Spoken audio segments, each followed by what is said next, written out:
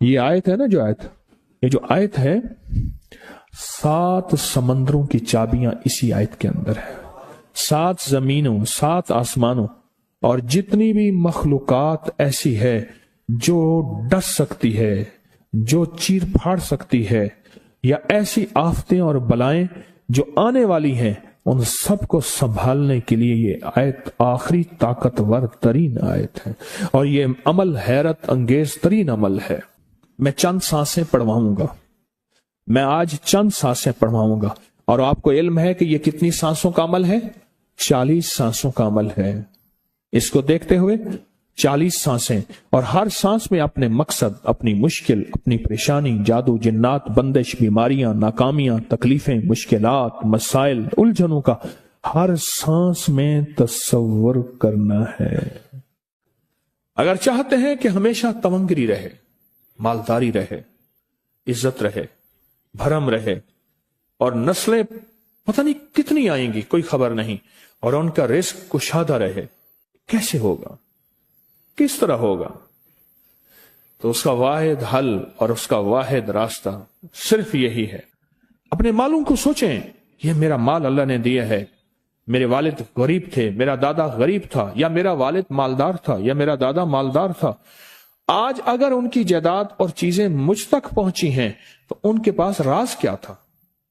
یہ ضروری ہے، میرا ایک اور پیغام بھی سن لیجیے گا، یہ ضروری ہے کہ اپنی نسلوں کو فقیر اور غریب اور منگتا چھوڑ کے نہیں جانا۔ جتنی استطاعت ہو ان کے لیے اتنا جائیداد، پراپرٹی، مال، کوئی رزق کو چھوٹا سا چھوڑ کے جانا ضروری ہے۔ اپنی نسلوں کو خالی چھوڑ کے نہ جانا۔ اگر وسائل ہیں، حلال کے راستے ہیں، اگر نہیں ہیں کوشش کرتے رہیں۔ اللہ کا مال اللہ کے ذمہ ہے، اللہ کا نظام اللہ کے ذمہ ہے۔ یہ آپ اگر اپنے پاس کچھ مال رکھتے ہیں، کچھ جائیداد رکھتے ہیں، سونے جواہرات رکھتے ہیں، یا کچھ چیزیں رکھتے ہیں، اگر آپ رزق حلال میں سنبھال کے رکھا ہوا ہے اور سال کے بعد ان کی زکوٰۃ دیتے ہیں اور رکھتے ہیں، تو یہ حرام نہیں ہے، اسباب کے موافق ہے اور توکل کے خلاف نہیں ہے۔ ایسا کرنے سے آپ گناہگار نہیں ہوں گے۔ ڈھاکہ میں ایک بازار ہے، اس کا نام خانم بازار ہے۔ خانم رئیس اعظم تھا، رئیس اعظم پر اس نے زکوٰۃ، عشر، ہدیات، صدقات کے لیے اپنا مال محفوظ نہ کر سکا، بہت رئیس تھا۔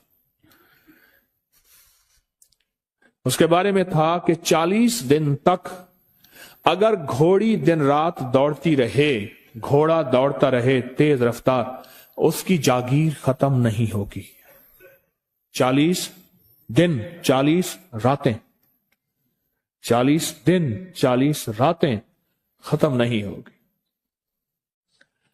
باپ کے مرنے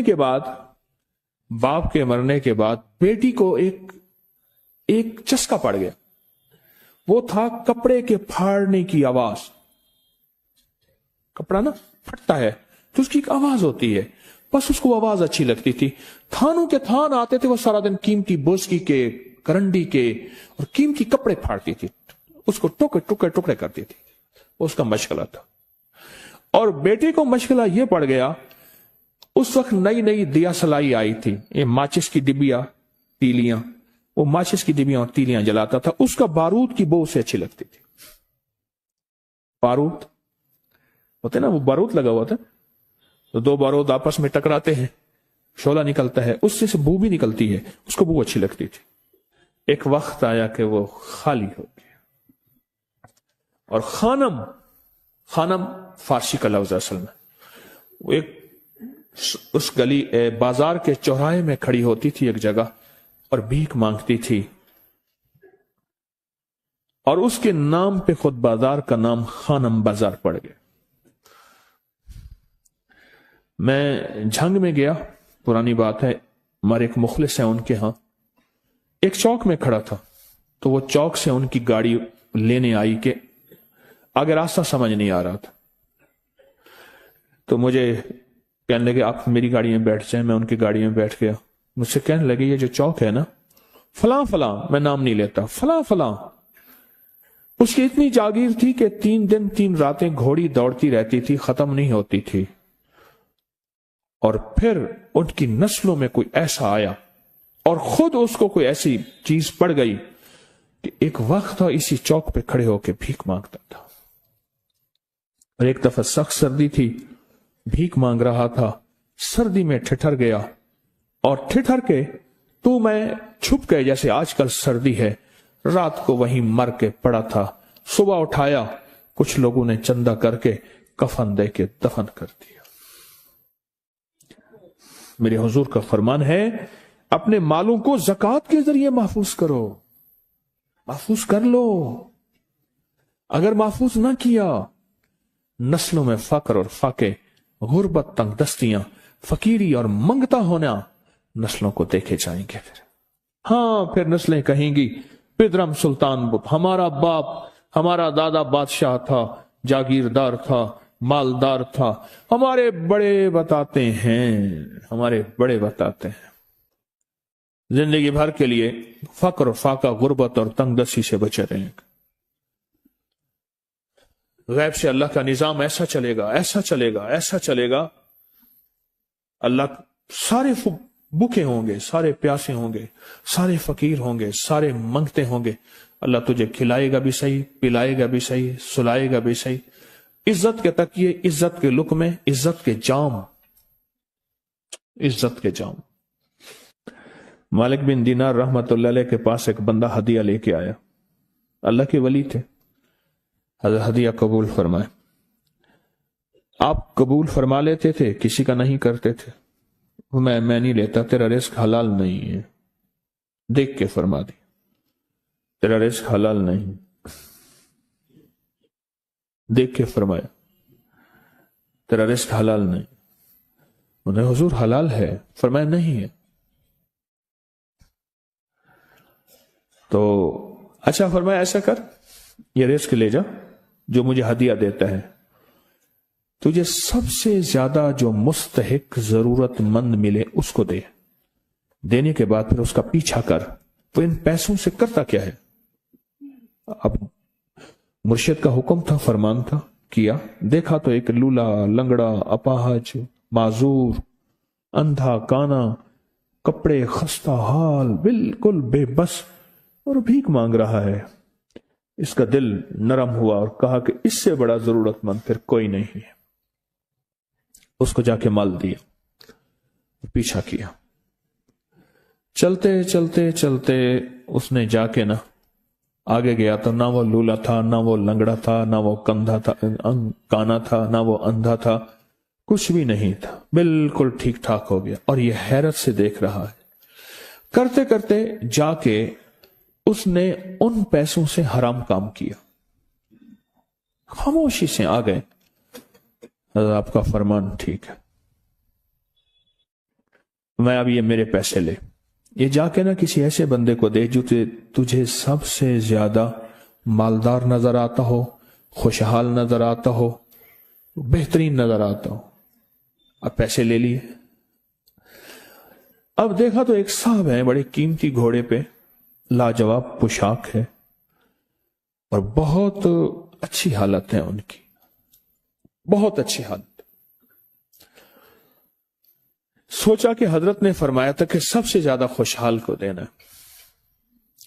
اس کو جا کے پیسے دیے، اس نے لے لیے، اب اس کا پیچھا کیا، وہ ایسی دکان پہ گیا جہاں سے راشن لیا جاتا ہے، اس نے تھوڑا تھوڑا راشن لیا، وہ حیران ہو گئے، اتنا مالدار آدمی ہے، ایسے راشن لے رہا ہے جیسے کوئی بندہ روز کی آئے روز کی کھائے، اتنا ضرورت مند۔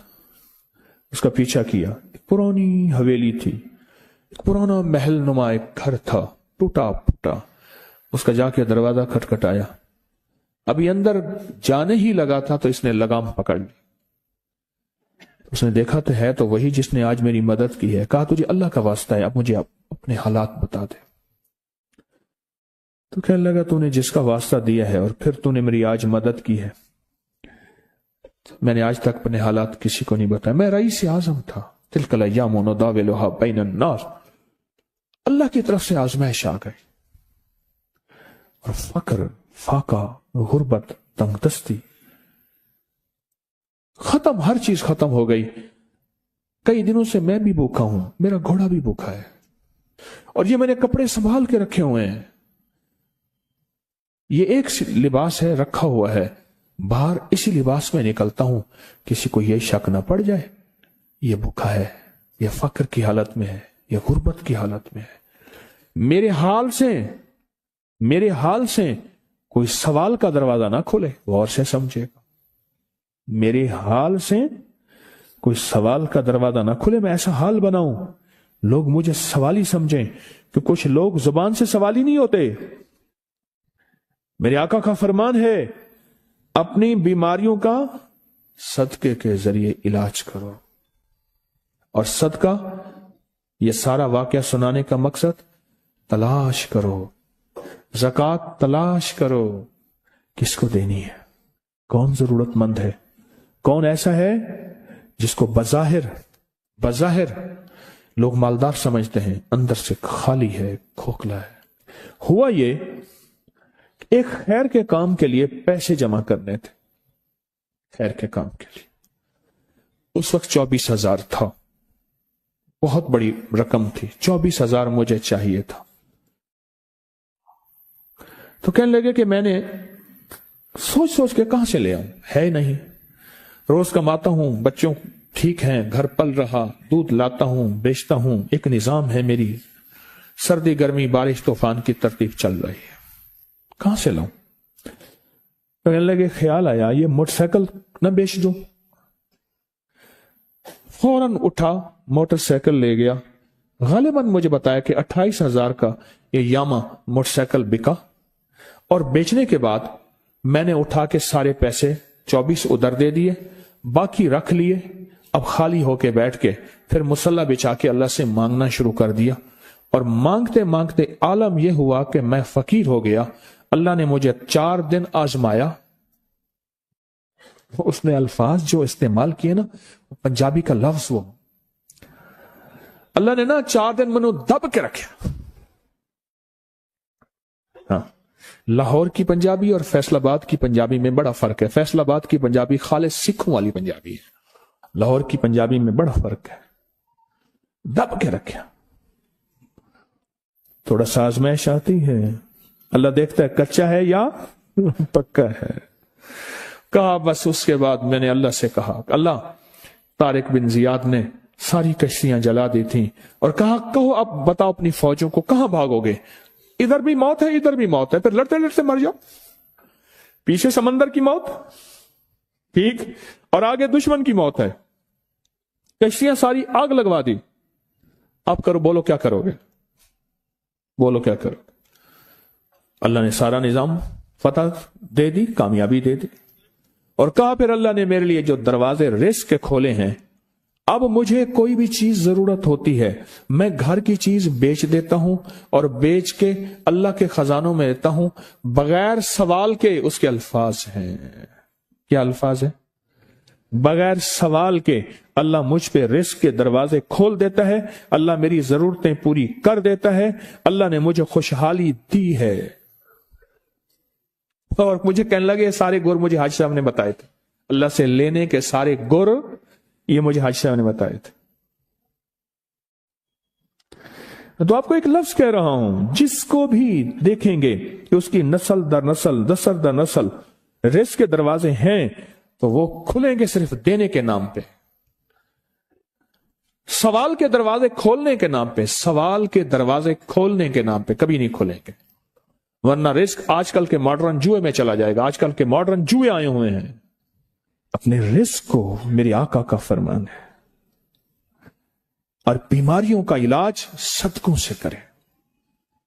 और सदके से मुराद सिर्फ बकरा नहीं, सदके से मुराद सिर्फ सिरिया नहीं, सदके से मुराद काले मूंग नहीं, सदके से मुराद तेल सुइयां नहीं, सदके से मुराद, ये मैं मुख्तलिफ आपको तक अंदाज बता रहा हूं।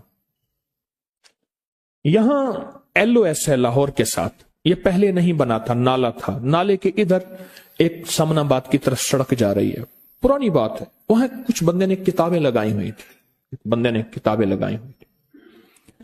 मैं किताबें देख के तो आ गया, फिर दिल में आया कि जरूरतमंद है, ہمارے ایک مخلص ہیں ہمارے دوست فیصل شمسی، میں نے ان کو بڑا نوٹ دیے، میں نے کہا جا کے نا اس کو کس طرح رکھ کے پھر چلا جاتا ہوں، کیونکہ مجھے لگتا ہے وہ خوددار آدمی نہیں لے گا، اور انہوں نے ایسا کیا۔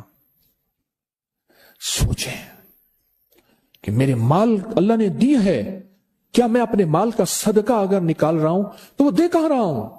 ضرورت مند کیا میں تلاش کر رہا ہوں؟ اور میں ضرورت مندوں میں سب سے پہلے وَبِذِي الْقُرْبَى وَالْيَتَامَى وَالْمَسَاكِينِ وَابْنِ السَّبِيلِ، مسافر پردیسی چوتھے، پھر مسکین ہے، پردیسی ہے، مسافر ہے، یتیم ہے۔ ضرورت ہے اس چیز کی، اس کی ضرورت ہے، کیونکہ یہاں جتنے مانگنے والے ہیں ان کے بارے میں صرف ایک لفظ کہوں گا، یہ لفظ آپ پکا رکھ لیں، یہ سب خواہشات کے مانگنے والے ہیں، ضروریات والے نہیں ہیں، خواہشات۔ اتنا بڑا بنگلہ، اتنی بڑی سواری، فلاں برانڈ کا موبائل، فلاں چیز فلاں چیز فلاں چیز، یہ خواہشات کی کوئی حد نہیں ہے، یہ لفظ بھی ذہن نشین رکھیے گا، میرے ساتھ بولیں، خواہشات کی، ضروریات کی حد ہے، خواہشات کی حد نہیں ہے۔ عاجزانہ دعاؤں کے ذریعے اگر اپنی مصیبتیں، اپنی بلائیں، اپنی پریشانیاں اور اپنی تکلیفیں ٹلوانا چاہتے ہیں تو اس کے پیچھے ہمارے ساتھ کون سی دعائیں ہوں؟ عاجزانہ دعائیں، عاجزانہ دعائیں۔ اور میں امام زین العابدین جب دعائیں مانگتے تھے اور ان کی دعاؤں کے اندر جو درد ہوتا تھا اور غم ہوتا تھا، اور ان کی دعاؤں کے اندر جو پلبلانا اور بلبلانا اور کرب اور تکلیف ہوتی تھی، فرمایا ہنستے اپنی ہنسیاں بھول جاتے تھے، سونے والے سونا ترک کر دیتے تھے، اونگنے والے اونگنا چھوڑ دیتے تھے، اور وہ بھی ان کے ساتھ رونے لگ جاتے تھے۔ ان کا رونا ہی اتنا تھا، وہ ہنسیاں تو بخشی بخشوائی تھی، اور ان کا نام زین العابدین، نام تو ان کا علی ہے، زین العابدین پڑا اس لیے عبادت کرتے کرتے کرتے وہ عبادت گاروں کے امام بن گئے۔